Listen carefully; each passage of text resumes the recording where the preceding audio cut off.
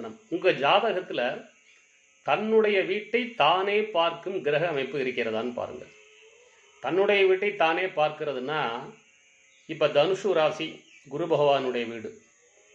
இப்ப குரு பகவான் மேஷத்தில் இருந்து 9வது பார்வையாக தனுஷை பார்த்தாலும் சரி, மிதுனத்திலிருந்து 7வது பார்வையாக தனுசு ராசியை பார்த்தாலும் சரி, அல்லது சிம்மத்திலிருந்து 5வது பார்வையாக தனுசு ராசியை பார்த்தாலும் சரி, அதன் காரகத்துவத்தை அதிகப்படுத்தி விடுவார். தன் வீட்டை தானே பார்க்கும் கிரகம் நல்லது மட்டுமே செய்யும், அதனுடைய வலிமை உயர்வாகிவிடும்.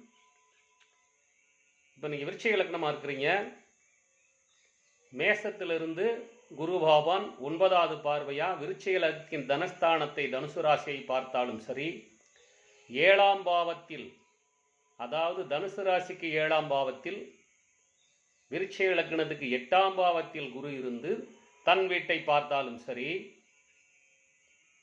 விருச்சிக லக்னத்துக்கு 10ஆம் இடமாகிய சிம்ம ராசியில் இருந்து குரு தன்னுடைய வீடாகிய தனுசு ராசியை பார்த்தாலும் சரி, அந்த விருச்சிக லக்னம் என்பதால் அந்த 2ஆம் இடம் தனம் குடும்பம் வாக்கு ஸ்தானம் என்பதால் உங்களுடைய பொருளாதாரம், உங்களுடைய வாக்கு உண்மை, உங்களுடைய குடும்பத்தின் உயர்வு, உங்களுடைய உயர்வு, உங்கள் குழந்தைகளின் உயர்வு அனைத்தும் உறுதி, நிச்சயம்.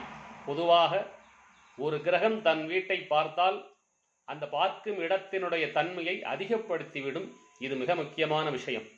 உங்கள் ஜாதகத்தில் இருக்கிறதா என்று பார்த்து கொள்ளுங்கள். ஆனால் அந்த மேஷத்தில் இருக்கும் குருவுக்கோ அல்லது மீனத்தில் அல்லது மிதுனத்தில் இருக்கும் குருவுக்கோ அல்லது சிம்மத்தில் இருக்கும் குருவுக்கோ அசுப கிரகங்களின் பார்வை இருக்கக்கூடாது.